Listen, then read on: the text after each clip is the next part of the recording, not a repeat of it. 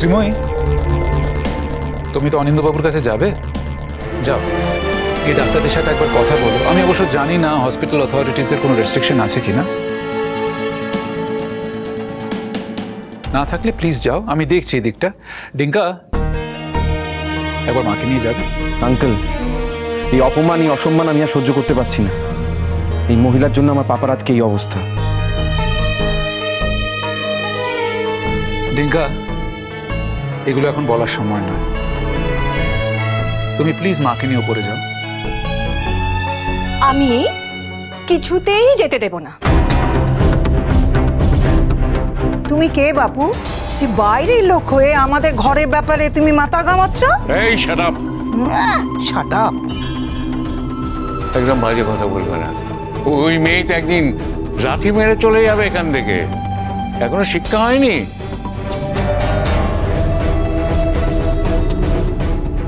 বাইরের লোক বাড়ির বিষয়ে কথা বলছো মানে তুমি কি বলতে চাইছো? বেশ করেছি বলেছি, বলবোই তো। তোমার ধর্ম অধর্ম সব লোপ পেয়ে গেছে। ঘরের বউকে নিয়ে ফুর্তি করছে, উনি আবার বড় বড় কথা বলছে।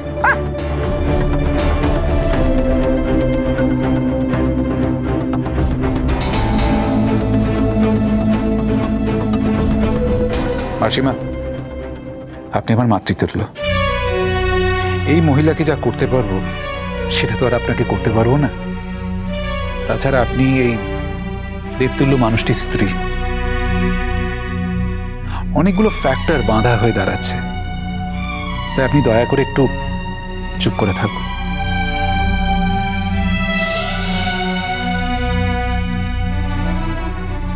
হ্যাঁ,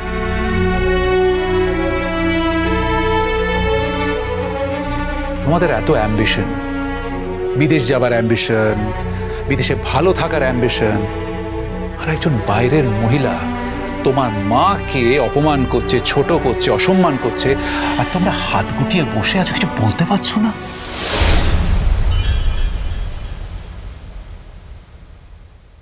আর একজন বাইরের মহিলা তোমার মাকে অপমান করছে, ছোট করছে, অসম্মান করছে, আর তোমরা হাত গুটিয়ে বসে আছো, কিছু বলতে পারছো না।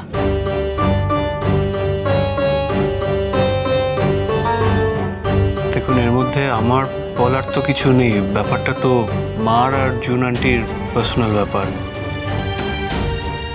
সত্যি কথা বলতে কি, মা তো এতদিন জুন আন্টিকে যথেষ্ট অপমান করেছে, তাই আজ জুন আন্টি সুযোগ পেয়ে দিন পেয়ে মাকে অসম্মান করছে।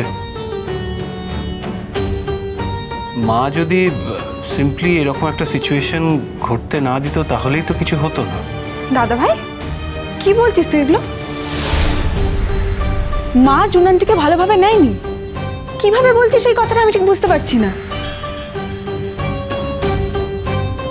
মানে কোনোদিন চোখ দিয়ে দেখিসই না যে মা বুকানের জন্য কত কিছু করেছে?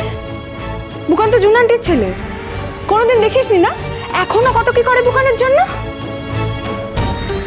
মা জুন আন্টিকে ভালোভাবে নিতে পারেনি। ছি, লজ্জা করে না তোর এই কথাগুলো বলতে? অনিরুদ্ধ, এর মধ্যে আমাদের কেন পার্টি করা হচ্ছে আমি কিন্তু বুঝতে পারছি না।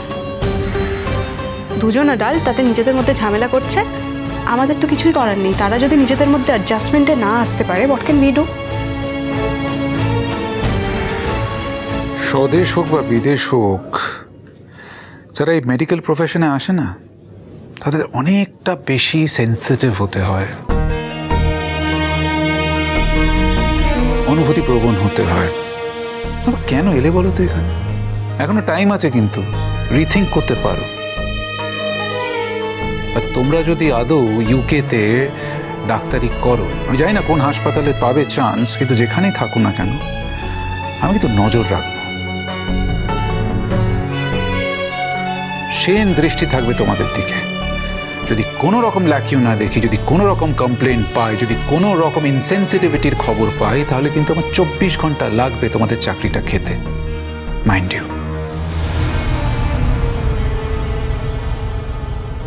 প্রথম দিন আলাপ হতে না হতেই তো নিজের থাকার ব্যবস্থাটা ঠিক করে ফেলতে চেয়েছিলি। কোথায় থাকবি সেই জন্য আঙ্কেলকে বলেছিলি। সবাইকার সামনে নিজের মাকে তো ফালাফালা করা হচ্ছে অপমানে, লজ্জা করে না? এত স্বার্থপর হলি কি করে? নিজের স্বার্থ ছাড়া কিচ্ছু বুঝতে পারিস না, তাই না?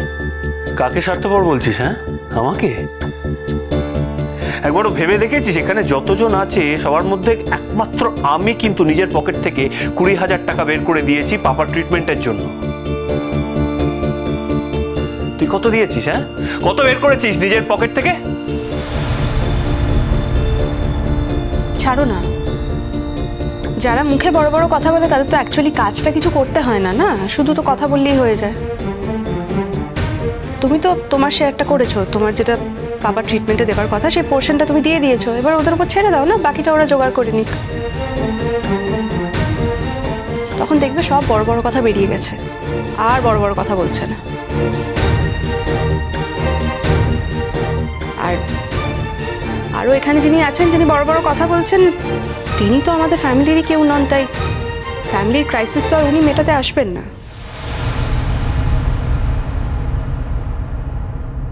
দেখো, এই টাকার বিষয়টা আমাদের ফ্যামিলি ম্যাটার, সেটা আমরা বাইরের লোকের সামনে কেন ডিসকাস করবো বলো তো? এটা আমরা আর কারোর সামনেই ডিসকাস করবো না, রাইট?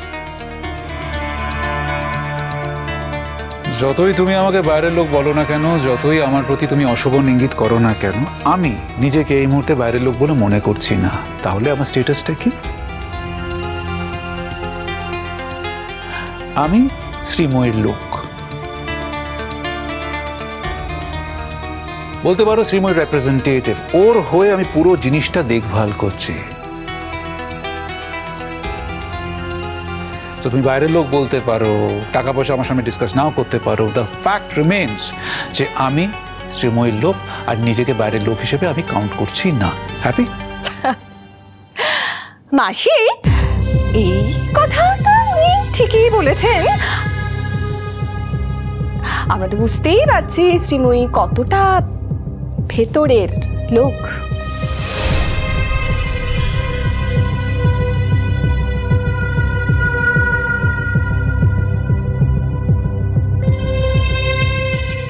যাও বাড়ি যাও, ফ্রেশন আপ করো, যাও।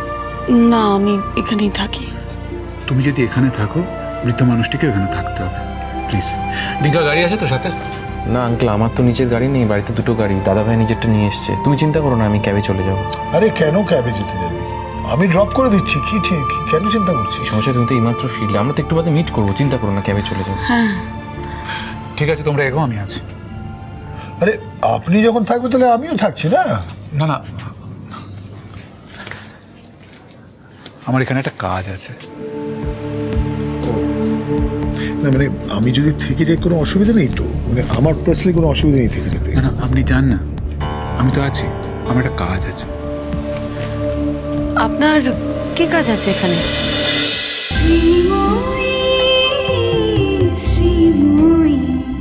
স্টার জলসার প্রিয় শো দেখার জন্য সাবস্ক্রাইব করুন আমাদের ইউটিউব চ্যানেলে এবং আপডেটেড থাকার জন্য প্রেস করুন বেল আইকন। চলো চলো চলো চলো পাল্টাই।